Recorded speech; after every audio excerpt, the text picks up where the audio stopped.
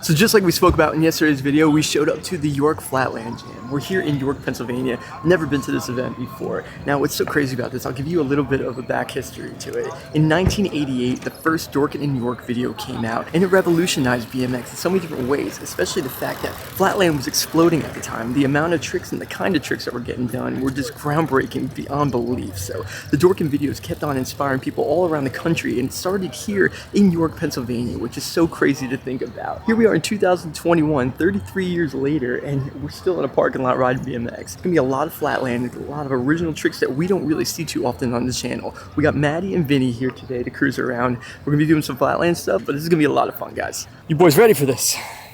Are you ready as we're ever gonna be? What are you working with here, Vin? You got your 3 pegs on? Always extra peg for the whiplash? Always keep the 3rd peg in the car. It doesn't come out very often, but I feel like for this type of event, this is what we need. How many tries is it going to be today, you think? A lot. I was debating to go change to my ripped up pants because I know I'm going to be slipping some pedals, and it might be a good idea. Yeah, we'll see. We'll see. What about you, Matt? You got anything brewing up over here? I just want to see my Miami hopper. It's not for me. I just want to see somebody else do it. Yeah, Like let's a go. Proper lock-in with the... Well, let's see what we can find, man. We got a bunch of guys that are starting to ride over here, and the jam's just getting started. Level frame, fork, headset, handlebars. That's great. What cranks are Are you more those? proud of that than the bike? Out of the original Black Widows. Yeah. Is that what they were? I thought, I'm looking at them and I'm like, dude, those look like Black Widows. Yep, for sure. That's the smallest sprocket I've ever seen. Wow, what is it? What size is that? Might be an 18. It's like an 18? Oh my goodness. Another really cool bike, guys. This is great. This is a GT show right here. This is so cool. absolutely. It's aluminum. It's got all these amazing, like, look at that dropout. That is just one of a kind right there, guys. I'm still gonna buy it. Yeah, that's it. Wow. We finally made it to the York Jam. Brett, can you give us some history about the York Jam real quick? Yeah, the York Jam started in August of 1990 because the contest series disappeared and we couldn't see our friends. So we said, let's have a jam and invite everybody to come ride. Because the best part of a contest was seeing your friends and riding with them in the parking lot.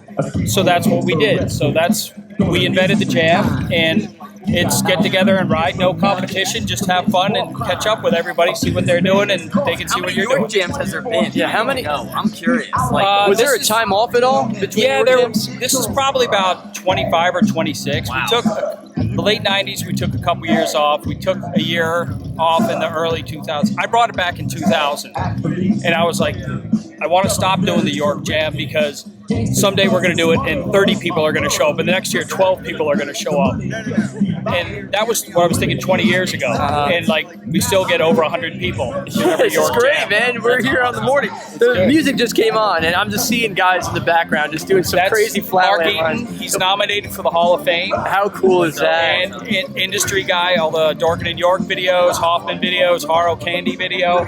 And So, I mean, let's just talk about Dorkin and York real quick since we got you here. Like, me and Maddie were just doing some research on the way here, just trying to learn as much as we could about it. Like, how revolutionary were those videos at the time?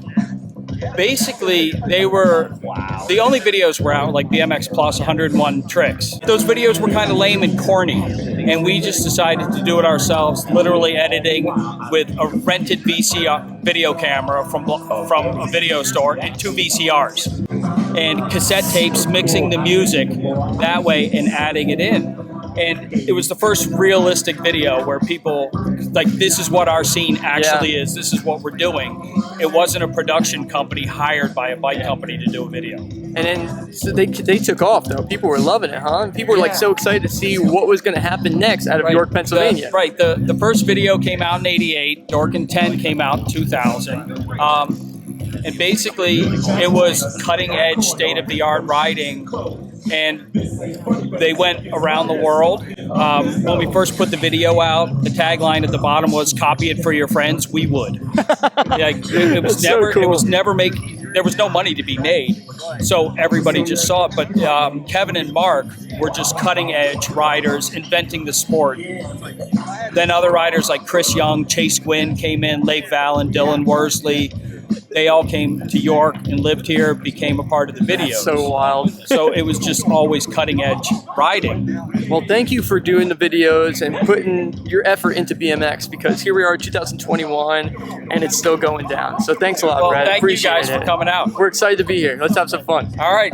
He said he wants to learn Miami Hopper today, and I was Let's like, do we've it. got the Miami Hopper I right actually here. just said I need to see one. Look at this. I got a mini peg. The special peg for it. I cut it off and then I put a little screw group Wow, to that put is the so egg back cool. on. That is amazing. I love it. When I was watching it, I was just like, oh, and then you called someone, right? Because you needed to fight. yeah. And I'm like, please, just tell him, like, throw the bike in front of him, get behind it, you know? But It props sounds to you. easier said than done. You did so good. Like, Pretty good for a new school guy trying it, I thought right? he was on it. It is tough, man. I started to feel a little bit of like a vibe towards it. I was getting there, and then something just, I keep getting that weird lean away from it. I can't. Right. Well, and I had this crazy setup where I actually have this quick release, and I set my seat up and I lock it in. So that's so when the it move, right? yeah. So this a Miami Hopper with a locked seat, it's going to make it a lot easier. Because when then it he was leans. having the problem of the handlebar turning and falling down. inward. pretty Right, much. so- For doing Miami Hopper variations, when the seat and the grip touch, the bike is stable, so you can like. So it would make That's sense. what we Stand saw up in and like make these older videos. Everybody just That grabbed would on. make a lot of sense then.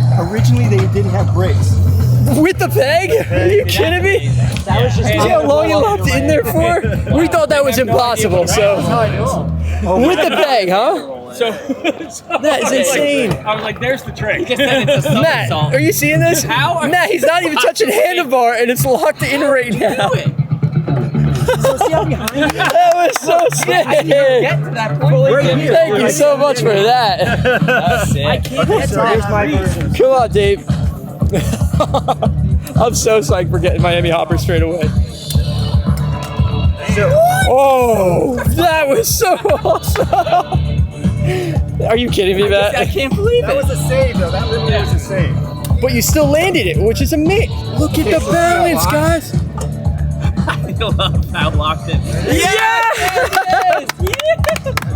That's all I Finally!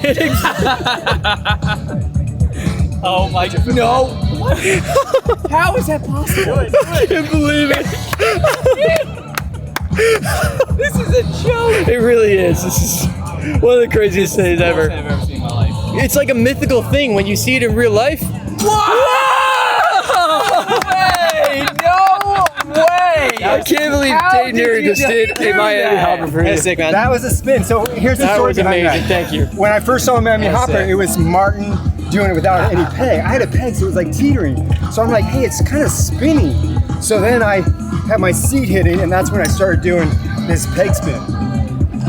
So that's how it came about. That's because I cool put a as peg on it. So the pegs what made you be able to spin. Right, properly. without a peg, yeah, you're just gonna do a regular yeah, Miami. Yeah, you're kind of you're stuck. So, Man, that was wow, that's like a one-off trick though. That's your move. Yeah, I did it. It's not a very consistent trick. Like I only do it every 1 out of 10. That looked incredible. But I did a no-handed version. Like I did a 540, but no-handed just for a second. Dave, Okay. tell us what it was like riding BMX in the 80s and riding BMX now. How do you feel? Do you still see BMX the same way? Is it different? What's it It's like now? so similar. I think I have a huge amount of gratitude for all the years that I've been able to watch. Like from 85 when I'd show up in the Haro show and kids would swarm the parking lot, you know, they're all just out there riding. Yeah, you saw the low in the 90s, but still the same feeling. Rolling up to York Jam, obviously everyone's just here having a good time.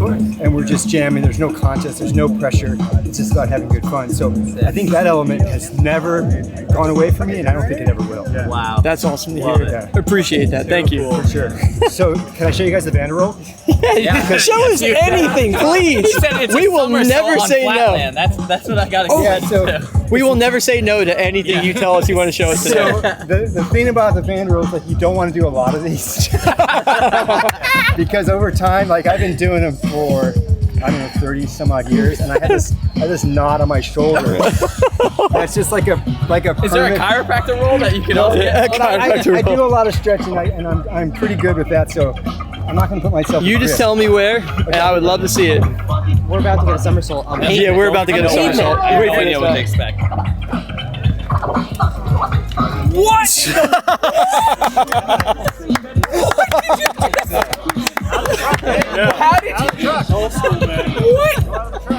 So What is the story behind it? Is it recommended on asphalt? yeah, probably not. I lived it on grass. So the story behind that is this guy Dave Vander. He invented it. He was like an awesome rider. Unfortunately, we lost him many years ago. He was a skater, freestyler, did it all, ramp, street. Flatland, and he had a lot of crazy original tricks. So that's where I think it originated. There is some story that Rick Allison, who still does the trick, and he's the one who taught me. Maybe they made it up at the same time. We're not really sure. That's still, the jury's still out on that. But basically, I'll show you the how-to really quick. Yeah, please do. Because Please don't, actually. it's not as crazy as you think. So the key is you got to keep your hips locked against your handlebars, Okay. or else the bike will fall on your head. All right. So that's the key. So Remember that. Come up, and the shorter the bike, the easier. The longer the bike, it's harder. Yeah. So shorter bike, easier. Okay, fair enough. So here you go. First step is press your hips against there and just plant your Whoa, he grabbed the You tire. don't even touch the front brake or anything. What do you do? This is amazing. It really Now watch. is. Then I'm going to go like that. Then you tuck the head in. You tuck your head to the side and you go for it, but do it in the grass. Let's do it, Matt. Come on. Come on, let's do it. Let's do it. I'd actually prefer that. Is there a foam pit anywhere? I'd actually No, prefer but that. listen, I taught a 6-year-old to do this. He's Okay. like, he was taking some of my Yeah, but they're made out of rubber, though. Exactly. He's also probably really you're flexible. good. Let me get that 16-inch bike over there. That might help. Come on, we got a perfect grass hill over here. Let's do it, Matt. How short is your It's great. This is awesome. I love that Dave Neri is teaching Maddie a trick right now. This is working out so good. All right, ready? We're ready when you are, Matt. Stage 1. Grab, stop. Oh, look at the stretch. Now walk your hands Look at closer this to the bike. All the way closer, as close as you can. I gotta get your hips closer. I can't wear my Okay, you're gonna go. You're gonna He go. saw this. He did it. All right, wait. There's steps, man. It's a progression. That's the first step. You ready? You ready for the real thing, Matt? Come on. Yo, there's levels to this, son. There is levels to this. The first one's a hard level. I can get my hands any closer to the Matt, you gotta put your head next to the tire. This, right? I want you to go all the way over like that. You're going. Yeah. Yeah. Tuck way down. Maddie has his head so far away. Got a new perspective. You have a coaster brake on too. You have a coaster brake? In the back. No way! What? We just got a revelation, guys. He has a coaster brake on his BMX bike. No, I can't. Wow. Okay, this is the real first try right now, guys. It's going forward. Grab it. Ah! I heard it. I can't. You're even supposed to get up from it. This is another attempt. We're going downhill for some extra added momentum. Is there a no-handed version?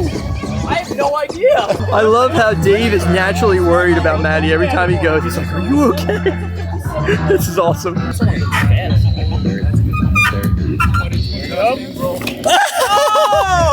Does it count if you don't take your feet off and you do it? Fakey, do it. Yeah. See, you're doing that. Come on. That's awesome. I can't wait to see it, like in your next edit. Maybe off a ledge or something. Yeah, dude, I think, 100%. eventually, yeah. 100%, Into dude. like a small quarter. I could or something. totally understand a ledge or something like. Of course, man. Thank you. Appreciate it, Dave. It's Oh, you're great good. seeing you Yeah. still riding. We really appreciate that. Drop the album strictly business and you thought it was first. Yo, that was sick. Oh, look at that. So I guess that would be a switch-footed pedal 5, landed X up. I really like the X ride now. I really like Mad the X ride now. respect. We need more flavor. X ride. I just love seeing there's just so many different styles of riding here, guys. You guys have people that are doing flowing tricks, people doing scuffing tricks. Look at this. Amazing, guys. Wow.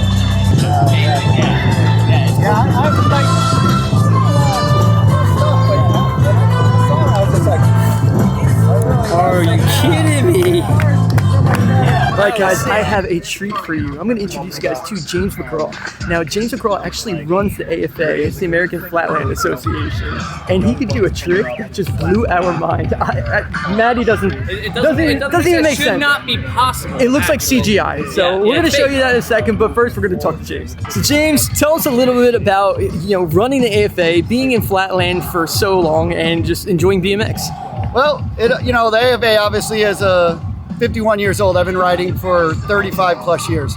AFA was the biggest thing in the world back in the day. I mean, I was going to every contest I could. Grew up in Detroit, so we had a really good scene with the Ohio stuff, and I just was always passionate about the AFA and the vibe of so many riders coming together and having a good time and really being about the sport not so much. I mean, the competition is great, but like so many people coming together just makes an incredible vibe. Like here today at Just York like Jam, today. it's just having everybody around is what's really the funnest part of Flatland. Or So BMX. now you're helping making that happen. So I wanted to kind of bring something back to the American scene. I mean, there's no doubt that the Japanese Flatland scene is taken over. They're phenomenal. They own it.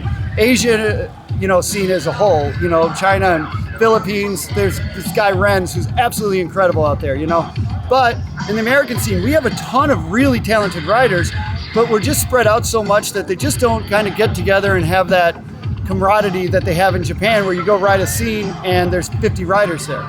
So I've decided to put together the AFA and bring the contest back to American scene. I'm in my 7th year of it. We run 4 stops a year plus Battle in the Rockies at the end of the year. Battle in the Rockies is my big blowout. So that's the next one. Right. It's When is November that? 12th and 13th in Colorado Springs.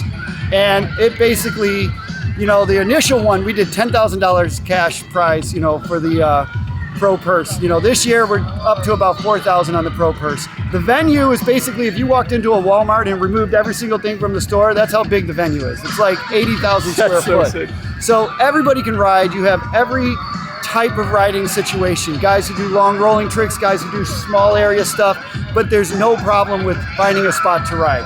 And, it's really just about bringing the sport together and bringing the American riding scene together, because a lot of it started here. We've got some of the most dominant riders in the world, and we just don't, get out there enough. So the whole AFA thing really started as that. It's turned into a global thing. During the pandemic, we were running an online contest. I had 32 countries represented in that So cool. event. I mean, it's absolutely incredible. So I'm honored to run it, and I mean, I do it just for the love of it. Thank you. Thank you for doing your part in keeping BMX alive and well. We appreciate it. I know that we're not Flatlanders, so to say, but we do appreciate we it. appreciate people you that guys love are bikers, BMX. man. You got that Exactly, covered. exactly. And I'm just having so much fun today, and I'm so excited to show everybody this trick. So Awesome, let's bud. get it going, James.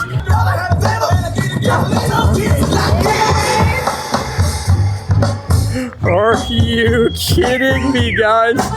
This is unbelievable. I never thought I would see that in my life. What do you guys say? Most impressive thing I think I've ever seen in my life. 51 years old, still absolutely killing it. What an honor. Thank you so much for doing that, and thank you for doing your part in BMX. Thanks, man. Thank you for everything you do too, bud. Thank you. Here we go, guys. Another one. How sick is that? I love how he just gets on his bike and does that. Maddie would give a toe for that. Look at him laughing. If you asked me to start that, I wouldn't. Oh, you switch hands. That's why it looks.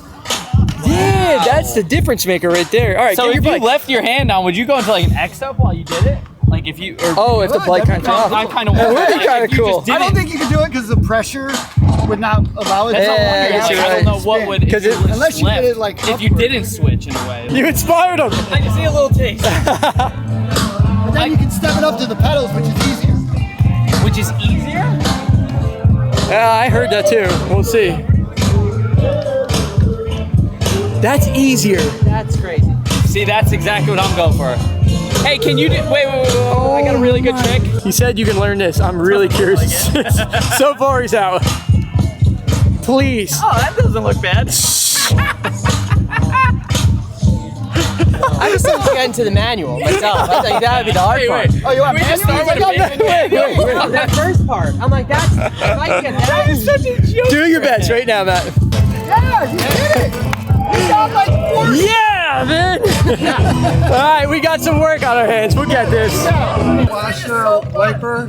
Yeah, it looks so fun. I've never seen anything like this before in my life. do it. He's got cranks on the back wheel, guys. Yeah, kids. Only in York, Pennsylvania. No, I was kidding. So you guys know I've been doing the build for the SCA 500. The truth is, it's been on delay because of COVID. So I'm ready to get back into it.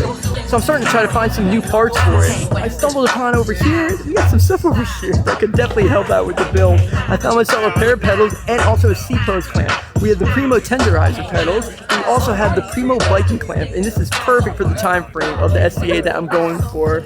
So I just met Jason and JJ, and they were nice enough to donate it for the build, which is unbelievable. I was expecting to pay for it, and I had no problem for it, but they said they would give it to us for the build. So I really appreciate that, guys. That is seriously amazing. Thank you guys so much for that. So crazy, the BMX community, guys. It blows my mind all the time, and I'm just so grateful to be a part of it. So guys, we are wrapping up another amazing day of BMX, and this time I got to see something that I don't get to see too often, so it's refreshing for me, and I hope it was refreshing for you guys as well. Just a break from the norm and just sharing another amazing side of BMX. Huge thank you to everybody for letting us come here today and just accepting us and bringing us part of the conversations and teaching us about Flatland BMX. If you guys want to start Flatland BMX, it's pretty easy. All you got to do is just dedicate your time and put the effort in, and maybe you can be doing some of this stuff as well. So we're heading out of here right now. We're going to go back home. We're going to be riding the skate park in the next video. We'll see you guys. Peace.